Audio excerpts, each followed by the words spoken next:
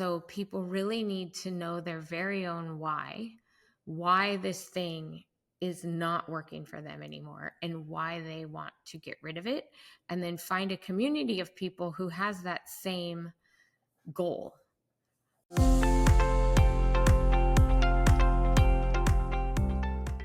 Hey there, and welcome back to another episode of the Reshape Your Health podcast. I'm your host, Dr. Morgan Nolte, and today we have a nice follow-up interview to last week's conversation with Ian Crone. This one is also about addiction and just growing into the best, healthiest version of yourself mentally, physically, and emotionally. Our guest today is Chris Janssen, and she is the author of Grace Yourself: How to Show Up for the Sober Life You Want. And she's also a leading results coach in performance and mindset. She has worked with hundreds of sought-after athletes, creatives, soldiers, entrepreneurs, and small businesses internationally, helping them to close the gap between where they are and where they want to be, which I'm guessing can resonate with a lot of our listeners. In addition to those achievements, she also trained with and worked on Tony Robbins' team of results coaches, which is cool. She excels in helping high-achieving perfectionists navigate performance pressure and overcome self-sabotage. And I know a lot of people listening are perfectionists and high achievers, so welcome to the podcast. Now, through her successful and sustainable living all-in methods, clients learn to attach meaning to life events and circumstances beyond their control. A California native, Chris and her husband, Scott, have been married for nearly 30 years. Together, they've raised 3 children who are now thriving in young adults. And Chris and Scott live in LA. They love to ski, golf, and be with their horses and adventure outside. So she's essentially living like a very great life. Being in Nebraska right now, it's cold. There's not a lot of adventure to be had, and I love adventuring. So I'm a little bit envious of your adventurous lifestyle right now, but I'll get there someday when we're empty nesters. So we're enjoying this season of life too. Chris, thank you for coming on the show. Hi, Morgan. It's so good to be here. Thank you for having me. You're so welcome. And just a heads up for listeners, Chris just got off another interview, has a little bit of a cough, so give her some grace if you hear her coughing throughout the interview. So Chris, let's just start with, why did you decide to write this book, Grace Yourself? Thank you. I wrote it. This is my second book. The first book I wrote, it's called Living All In: How to Show Up for the Life You Want. I wrote it for my clients. It has all my favorite coaching tools in it. And I wanted to write another book, same thing, more coaching tools for my clients and whoever else. And then this time I decided to share my story of sobriety. I've been in recovery since 2007, so I am sober. And I never really, a lot of people, even in my family and close friends, didn't know the whole story or didn't know, because I have a sober community that I share that with. It wasn't a shameful secret for me. It was just, I just didn't share it a lot. So I decided to share it in this book as a means, because I thought, gosh, the things that help me in sobriety go hand in hand with a lot of these coaching tools I'm wanting to present now. And a lot of the underlying things have to do with rigid thinking, perfectionism, controlling thoughts. In essence, with addiction and certain habits, we're controlling our state or the way we feel, right? And so I share my story as a way to present these frameworks in the book for whatever stronghold somebody might be experiencing. They don't have to be addicted to alcohol like I was. I'm sharing that story so that people could apply it to what might be tripping them up or keeping them stuck. Yeah. So with your clients and the people that you work with, what are the common things that are keeping them stuck more often than not? So I work with a lot of high achievers over the years. I think we're all experts at serving the person we once were. And so that said, I happen to be good at working with people who are recovering perfectionists and get tripped up in that self-sabotage a lot, right? If it's not perfect, it's trash. And low self-worth, and that, which is so silly when you say it out loud, because we are achievers and we're doing things at a high level. So we shouldn't be the ones thinking lowly of ourselves. However, that's how it works. And so, um, so that's who I love coaching most. That's really become my niche over the years. Yeah.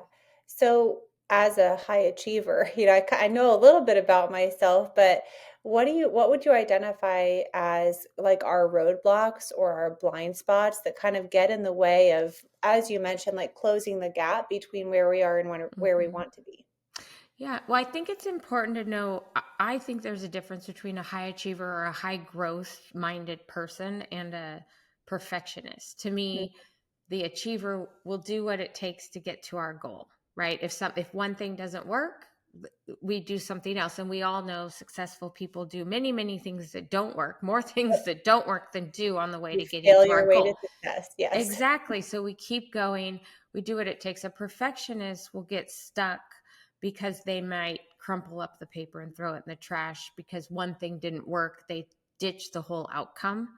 So I really work with people on not on staying true to the outcome and just tweaking the tactics on the way. So that's one thing to know, is that is knowing the difference between a perfectionist and a high achiever. Yeah. And then I think a lot of times once people realize that, it it helps, right? It helps to know, oh, okay, I need to stay committed to the outcome and just tweak the strategy. So as high achievers though, we want to go right into strategy and how to's, and sometimes we just need someone to point that out, and then once we see it, we're on our way. Yeah. I'm kind of curious, how does this weave in with your sobriety story?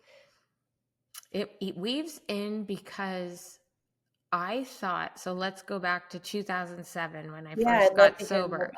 Yeah, before I first, so I was 37 years old. I'm 55 now, so this is however many years ago that was. And um I had this limiting belief that I was a monster because I couldn't stop drinking, which was crazy because I was able to do things at a high level in all other areas of my life. So because I couldn't get this alcohol, like I couldn't moderate alcohol like other people could. I couldn't just go be this social drinker without it either making me sick, or I would just get so in my head about it and just had so many negative thoughts around it. And I I thought because of this one thing that I couldn't do perfectly that I was trash. Really, I had, Okay. yeah. And so it that is that same thinking. It's that perfectionistic thinking. And so that caused for me a lot of shame, which I don't think has a place in our lives. I mean, maybe guilt or our conscience or other things might be leading us somewhere, but shame is really never has a place in our lives. And so I got stuck in that negative way of thinking about myself that was very hard to move. It was about to become even harder to move forward in these other areas that were working well. Those I think would have started to crumble had I not figured this out and taken care of the addiction part of it. Yeah, when I was talking to Ian in the last interview, he said that our coping mechanism, whether it's eating, drinking, etc., becomes a bigger problem than the problem we're trying to soothe with the drinking or the food. Hmm. So, what was that underlying problem for you that was driving that drinking behavior? It was, to be honest, things were, when you're a mom of young kids, this, when you're a mom Yeah, of young kids, there's certain things that are hard. Like, let's use, I mean, for one, hospitality can be hard, right? When you're supposed to have family over, people over, and you've got to clean the house. And that's just, y- you know, I'm thinking back then, oh, this shouldn't be that hard. Other people are doing it. And I'm just beating myself up for these little things, right? Like all this mom stuff should be, those shoulds, right? yeah, this Should should. be easy. And it's not. Well, the truth was, if I had a drink or some drinks, it made entertaining a whole lot easier. So I'm not going to lie and say that it didn't work. It's like anything like that, like in my situation, alcohol, it works. It works to do what you're using it to do until it stops working to do Mm. that. Right. So it worked a little bit, but then it's, an addictive substance, and it's not a sustainable uh, solution to being a better entertainer. Yeah, right. It sounds like the stresses of motherhood and just life in Mm-hmm. general. And for you, did it start with like a glass of wine or two glasses of wine, or was it pretty apparent early on that like this is not a healthy habit for you? So I had my first drink in high school, and it was just culturally, it's just what the kids did. And I was, in a nice group of kids that started drinking, uh, and I knew right away, I can say, in looking back, I knew right away it, it didn't sit well with me. I didn't like it. I wasn't good at it. I just had, I hated the thoughts that came after it. I hated the way I felt.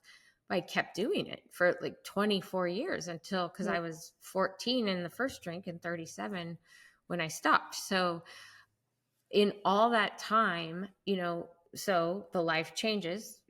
I went from high school to college where people drank socially, and then got married, became a new mom, and people drank socially. And back then, it was it wasn't the way it is now, where we have mocktails and people are not drinking for health reasons, and it's Right. very, very acceptable to not drink now. Back then, it's like, what's wrong? Are you Are having you pregnant? surgery? Are you pregnant? Are you having surgery tomorrow? Are you what's the deal? Or the other option is you're a problem drinker and you're alcoholic. So I kind of had to accept that problem drinking narrative when I did decide to go into recovery eventually, after I tried so many times on my own to quit. um, when I did find a solution, by that time I was exhausted of I just didn't care what people thought anymore. So Right. I thought who cares if people think I have a problem, we'll just go with that. Because I have, when I drank, it was a problem. So um I think we're just so, nowadays it's if somebody wants to quit drinking or it wasn't working for them, we're applauding them, we're Yeah. cheering them, we're not looking at them as weird or different. So the pressure of tr- thinking I mean, more than the pressure of motherhood, which is a natural pressure, the pressure of thinking I had to be able to moderate alcohol was a big pressure for me.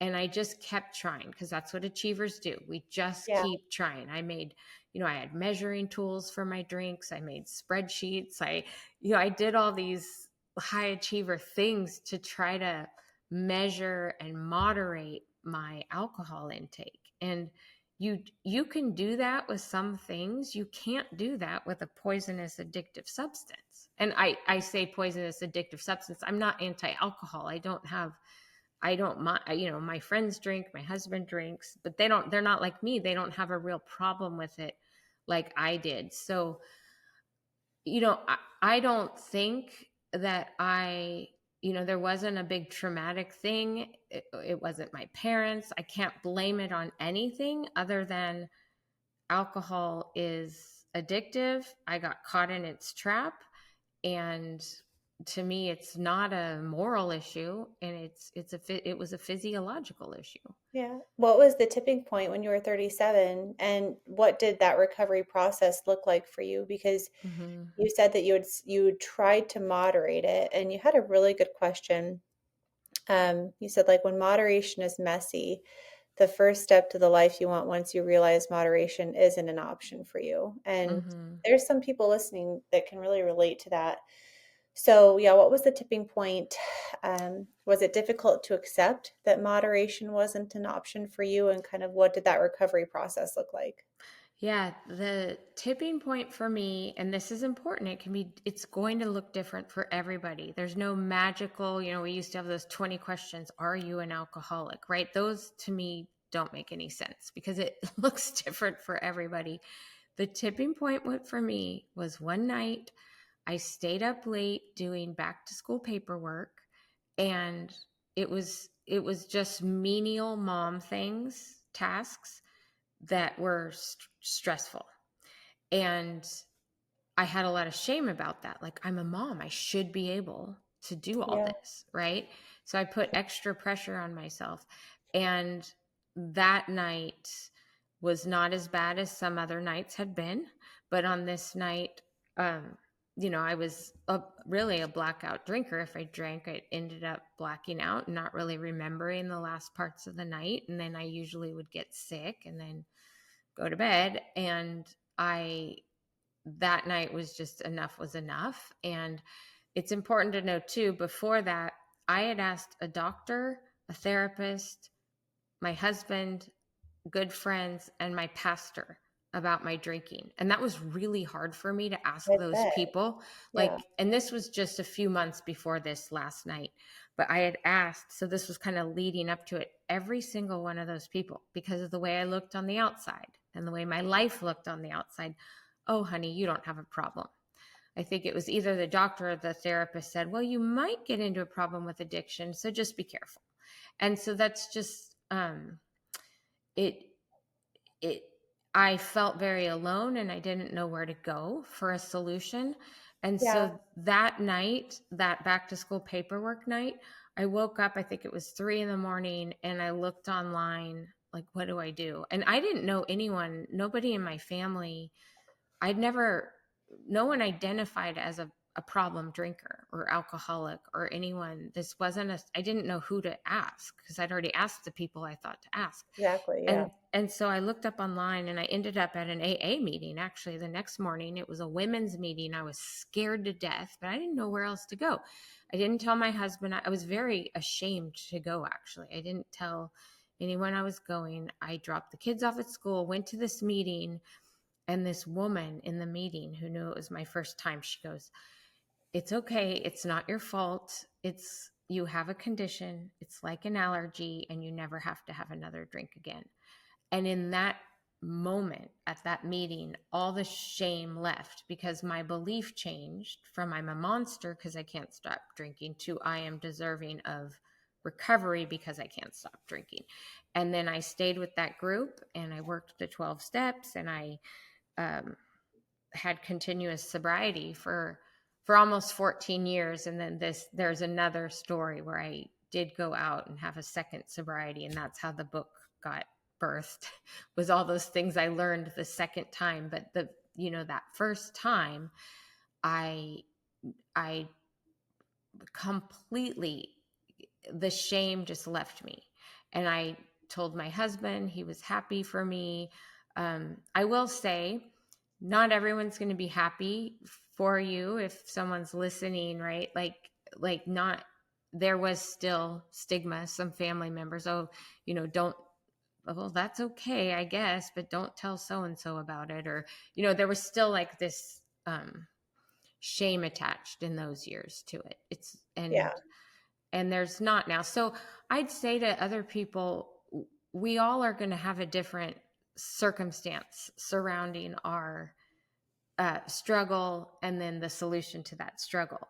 And so what matters is what matters to you, right? Like, my husband was supportive after that first meeting. Not all people are. Like, some people wouldn't want their spouse to get to have to give something up that was a lifestyle for them as a couple, right? So and that has its ups and downs. So people really need to know their very own why this thing is not working for them anymore and why they want to get rid of it, and then find a community of people who has that same goal.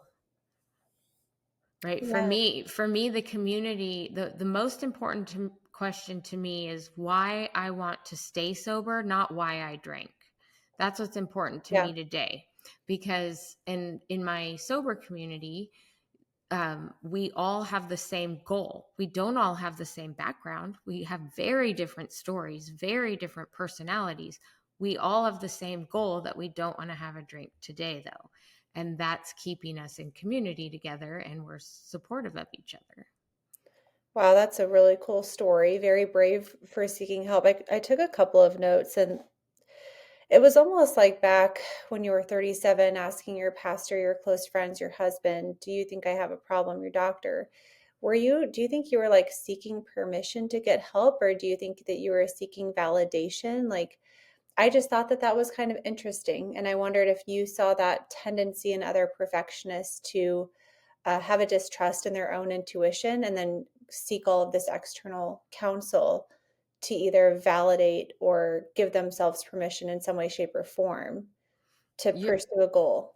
I think you're right. I think that is a common denominator with perfectionists is we do want the validation, and we don't, um, in a sense, trust ourselves, right? I knew this thing wasn't working for me, but I wanted someone else to validate that this isn't working, which, And what a cool life lesson, like to trust yourself, to trust your gut, you know?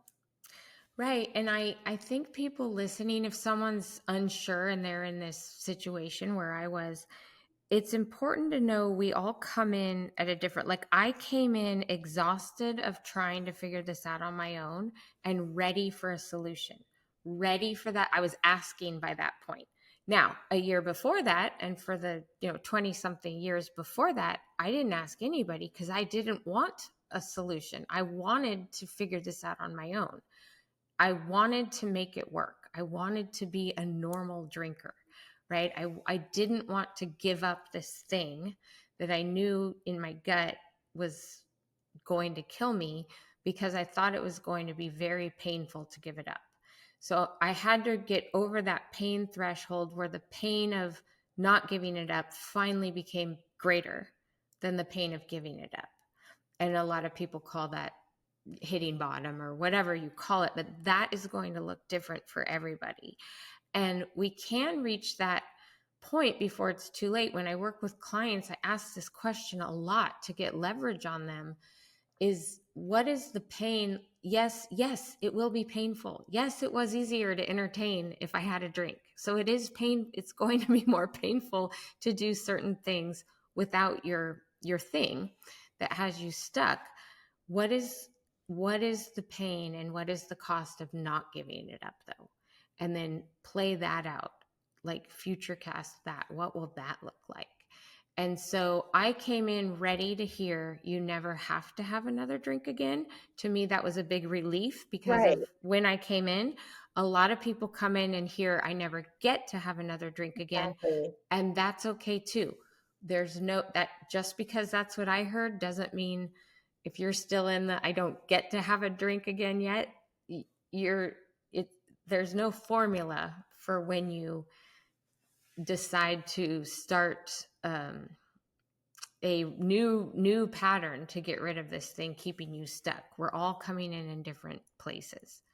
I'm so glad that you said that, because I think all of us have a tendency to compare our story or situation to somebody else's, and everyone's is different. And I thought, what a blessing that was for your belief to be changed so quickly, but then also at the same time, it was a big buildup to that when she's like, you never have to have a drink again. And immediately your belief system changed.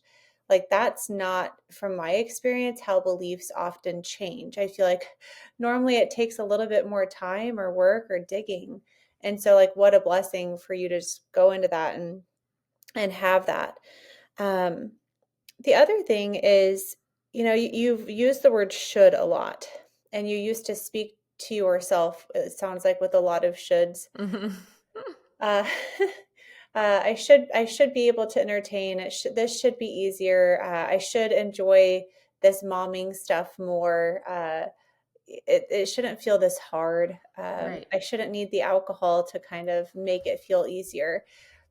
Do you ever catch yourself thinking this should? And then do you have like a tool or a word that you now replace that Hmm. should word with? Yes, and I work with clients on this too. Anytime I hear them say a should, we change it to want to or choose to. And Hmm. it's important to know you can change your language, because that'll change your neuroplasticity eventually, even before you believe it. So change that. Um, like like we'll use the example I used. I should be able to entertain. I could have changed that in that back then to I I want to be able to entertain. I choose to be able to entertain. I choose to entertain. And if I don't want to and I don't choose to, maybe I shouldn't be.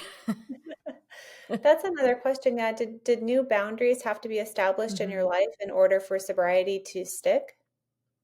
Oh, yes. Yes, Will for you talk sure. about those for a little bit? Yeah, so that's where community helps, because whatever community you choose, they will have suggestions for you that are very wonderful. For me, there were very outlined suggestions, things like not having, especially that first 30 to 90 days when I was really changing the patterns in my brain, things like,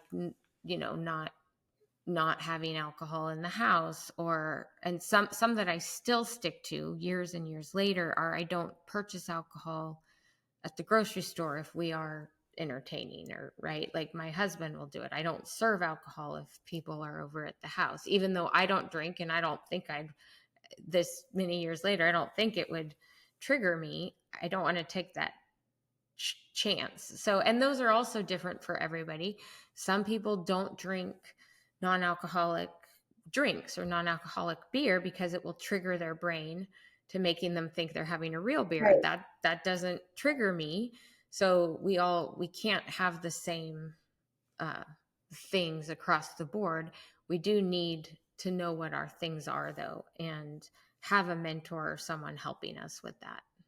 Yeah, I think just from knowing some people who have like made the choice to stop drinking, it was a part of their identity. So, kind of like you said, some spouses aren't supportive because it was Hmm. like a shared social identity. And I think about how it's really creating that next version of yourself and shedding a lot, releasing a lot, saying, what does that, next version of myself have to let go of to get Hmm. there? And so, if I had to ask you, what did you have to let go of to attain and maintain a sober lifestyle and really kind of evolve into that next best version of yourself? How would you answer that? Like, what did you have to let go of? Or what did you get to let go of? Oh, good one. Choose. Yeah, I love that language shift. I let go of what people think of me. Um, I want to say, you said too, you mentioned how quickly my belief changed in that moment at the first meeting. That's the only, I think it's important that listeners know that's the only thing in my life a belief changed that quick. And I think there was a lot of buildup to that. And I think addiction and alcohol, my alcohol addiction, was really specific, that that was able to change like that. In Yeah. every other area of my life and in my client's life, we really work on the process of changing beliefs, where we need to, Yeah. where we step into something. I have people, these exercises are all in my book, but I have exercises where you write a new story. We use this positive language. We change the meaning we've attached to the circumstances we can't control. But then the next step, the most important thing, is we have to condition that. And it took a long time to write the old story. It will take time to get the new one to become the new natural. So we have to trust, we have to act as if we can put on this new identity or this new belief without really believing it yet. And Yep. I think that's very important, that not everyone just goes to one meeting and hears something and then the belief is changed. That was the only time in my life it happened that way. And I think it was, I was desperate, I was at a bottom, it was divine intervention. But these other things, like your recent question of what did I have to shed, that'll take time, and you really have to trust and write it down. I'm a big advocate of writing down, pencil and paper, pen and paper, so that it's getting into your physiology. Write down who you want to become. What is the future version that you want to grow into? And then we condition that. And for me, that was, yes, letting go of what people think of me. And that was just something that was all twisted up since childhood with my perfectionism and control issues and all that. I was an approval junkie as a kid, right? I wanted people to say good job, And so I had to work to let go of that. And that doesn't happen overnight. But Yeah, it's almost like the belief shifted, but the hmm conditioning in order to live that belief out is what took a while. And I wanted to dig a little bit deeper into that. So you said you got to condition that. You have to condition that new version of yourself. And I call it auto suggestion. Like we're in the same vein here. So how do you teach your clients to condition into their mind a belief that they don't believe yet? mm. It depends on the client. Like we're all learn differently, right? So where some of us are visual, auditory, kinesthetic. So kind of know what works for you. And so I love the writing down the new story. So we write the old story as we hear it, circle only the things that are true. Like in my old story, it would have said, I was addicted to alcohol, I was trash or something, right? So we're going to circle only, I was addicted to alcohol, because that's the Gotcha. only true thing. Then we're going to write a new story. And even though we don't believe it yet, put a new meaning to that. I was addicted to alcohol, so I'm deserving of recovery. Interesting. And that's the new belief. And we're going to write all of that in positive language. And then the conditioning of that will be what works for the person. Like some people, it's best to write it out and say it as mantras once when you wake up, once before bed, and as much as you want in the middle, but at least those 2 times. And then some people do better recording themselves saying this new story, um, and then watching it, maybe using physical hand motions, like using a lot of emotion and motion when they say the new story, because that's helping get it into our brain, even and our physiology even quicker. And then some people, it might be listening to it. Like if you're a person that listens to audible or audio books instead of reading a physical book, maybe you'll know that that's going to be a better learning way for you. But really conditioning, whatever way you're going to get it into your brain, conditioning it and doing it more than one time a day. Yeah, over and over and over. And Yeah. I find this process of conditioning is literally never ending because No. as you grow into this next version of yourself, however you want to say it, you realize that that version of yourself has room for improvement too. There's always little things that you can grow. And I think that that's okay. Like, I don't think that Mm. that's being a perfectionist. I think that's being, as you kind of alluded to earlier, a person with a growth mindset. Um, but I think that we also there's a balance. Like our pastor really Mm-hmm. talks nicely about there's a balance between grace and truth. Mm-hmm. And so how do you in your personal life, how do you coach your clients into that balance of like, okay, here's the truth about my behavior, and I want to give myself grace and patience along the way. Like how that's such a difficult balance to achieve, grace and truth. I think that grace is, well, when I talk about grace in the title of the book, Grace Yourself, what I mean is God's unmerited favor. And to me, that has everything to do with self worth, because when I was a young person, I didn't understand grace because I didn't understand getting something I didn't control earning. So I was thought I was in control of my own, like, I'll Mm, tell you what I'm worth. yeah. And so the concept that I just got this thing for free didn't compute. So I had to work, I had to condition to accept that. And that all changed. And I was able to do that through the process of recovery. And really the 12 steps helped me with that, because when you go through the 12 steps, you look at humility, you look at a thing we call pride in reverse, where if you're having negative self-talk and this self-loathing and low self-worth, it's really another form of pride, because we are saying, I, I, God doesn't make junk, but I'm saying he does if I have low self-worth. So that's saying I know more than God. It's playing God. So once I got that, I thought, oh man, I don't want to do that. And so That's just, that's a right. very important concept. I hope that people either got or you rewind like 30 seconds and listen to again. Mm-hmm. It's in Grace Yourself as well. I put that in there because, and I put a part from the big book that explains that. The big book is our book in AA. And I should say I'm in AA. I'm an advocate of of sobriety in general, recovery in general. I think that we need a lot of different types of groups because we're all different people. Like we need Yeah. different churches and different. So to answer your question, I work with people with truth and grace. I think Yeah. of truth as a fact. So a truth is what happened, right? And a lot of times that's outside of our control. And so when I say truth, I don't mean my truth. I mean the truth. And the grace is we all get to choose what story and what meaning we attach to the facts in our life.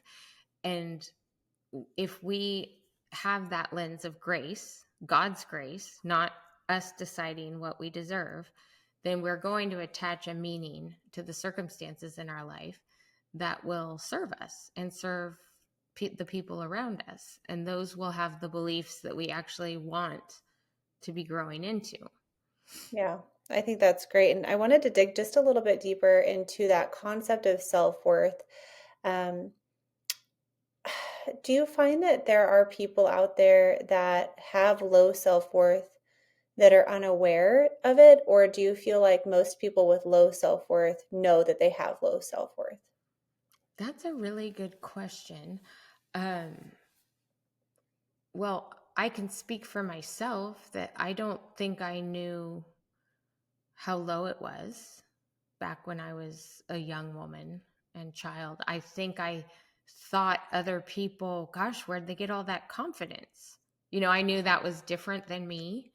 Um, and so I think there are some good questions we can be, if we think someone has low self-worth, there's some questions that would be indicators of that we can ask, right? Is maybe you have the friend who thinks, oh, well, I couldn't go to that event, or I couldn't, buy this thing for myself, or I couldn't, whatever it is. And, it could be as simple as, is that true? Why not? Why do you think that? What are some other signs from your experience of like low self-worth aside from obvious self-sabotaging behaviors? Anything else that you can speak life into on like, hey, you might be struggling with low self-worth if you're having this, or this? Like maybe over apologizing for things that don't deserve an apology, Hmm. right? Those people will show up and say, oh, I'm so sorry I'm late, or I'm so sorry this, or I just think that detracts from deserved apologies. Like there's Yeah, many times in interesting. life we have to say, I was wrong, I'm sorry, please forgive me. If we say I'm sorry all the time, then it detracts from those other things. Yeah. So I think a better thing would be thank you for um, understanding, thank you for waiting. So that could be an indicator. I think that I just think, I mean, what do you think? Because I think I can just kind of tell, but I don't know how I can tell that someone's I struggling with guess like self-worth. going on that same line of thinking was something that came in my mind as somebody who rejects compliments. It's like, oh, you look Yeah. really pretty today. Oh, no, I don't. Or, oh, I really like your hair. Oh, geez, I haven't washed it in 3 days. And I'm a little bit guilty of that. Like I don't know if it's like self-deprecating humor or if it's just like, why can't we just say thank you for the compliment? So that was one. Um, I think that, symptoms of depression might be, Mhm. some underlying worth issues, maybe not always. I was just curious since I know that you have worked in that Yeah. area. Well, I think back to that pride and reverse thing. I think when we over apologize for trivial things, and then like you had a great example. Oh no, I haven't washed my hair. Both those responses are drawing attention back to ourselves. That's Because true. if I say to you, "Oh, you look pretty today," and you say to me, "Well, I haven't really. No, I haven't washed my hair." Well, that's super annoying at my age, right? We're not in junior high anymore. Like, that's annoying because I said you looked pretty and now you're telling me I'm wrong.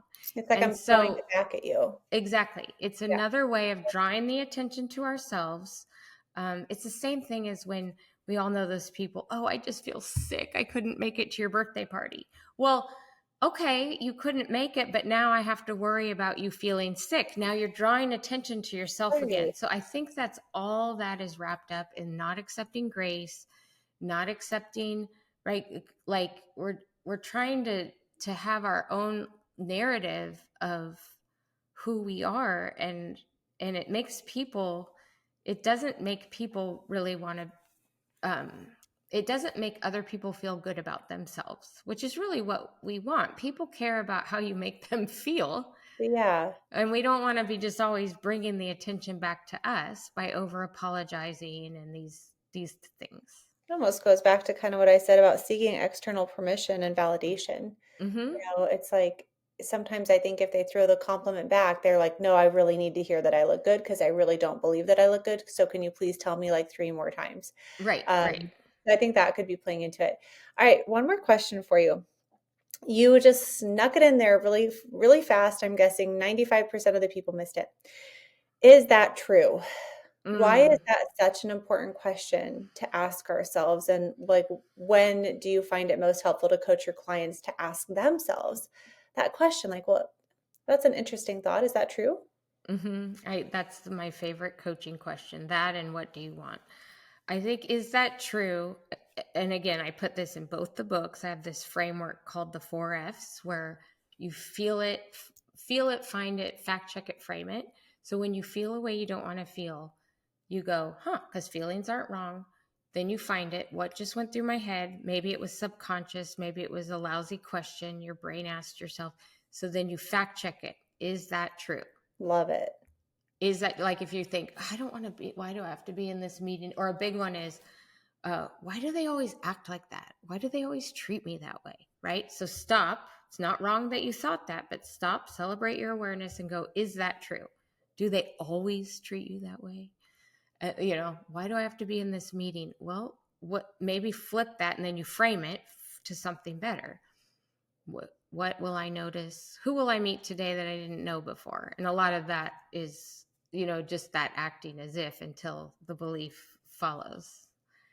But is that true? Such a good question for us to be asking ourselves. Yeah, I love that. And I think, especially if we find ourselves in a state of discouragement, despair, um, self judgment, worry, anxiety, like, is that true? Because the Bible says, like, focus on what is true, Mm-hmm. what is good, what is right, what is lovely.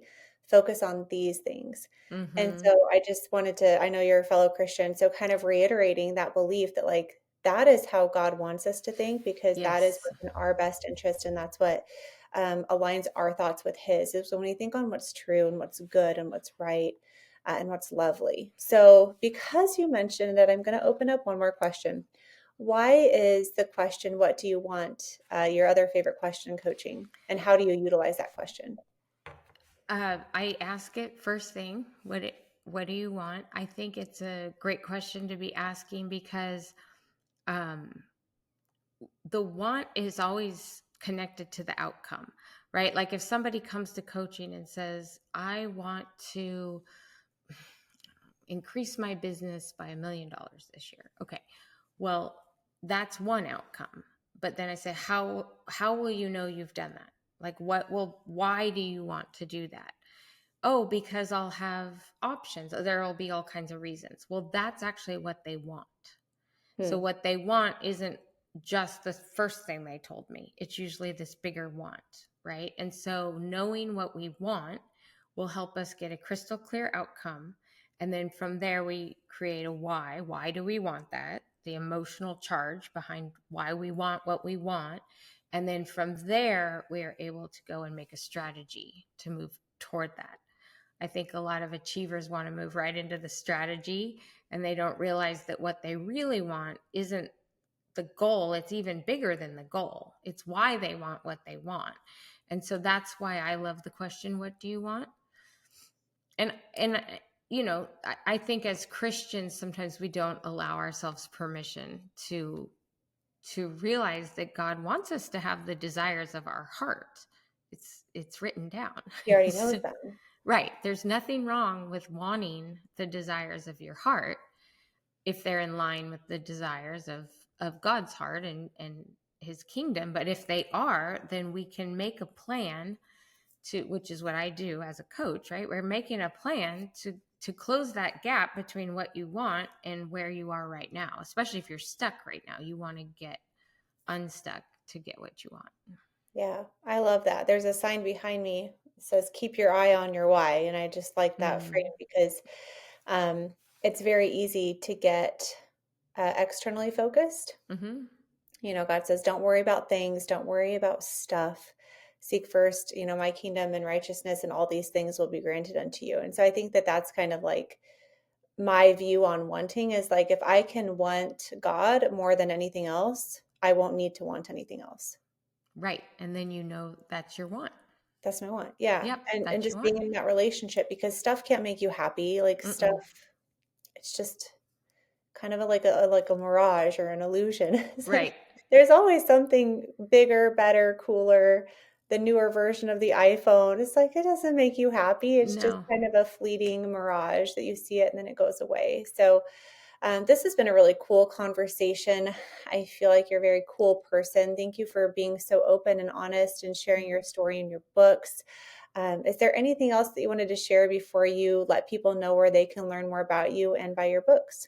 No, just thank you so much. Your conversations with people are important, and thank you for doing it. I know you're you're a mom and about to be a mom again, and Yeah. so I really appreciate you putting your work out there. Oh, my pleasure. Literally. I haven't done interviews in a while. And as we were talking, I'm like, oh, I've kind of missed this. I really like talking to people.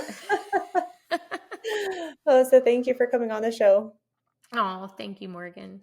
Yep. Oh, and where can people learn more about you? Yeah, so chrisjansencoaching.com is my website. That's everything people need to know. My coaching services are there. My books are there. Um, Grace Yourself is available where books are sold. And my Instagram's Chris3Janssen. Perfect. All right. Well, thank you and have a great day. Thanks, Morgan.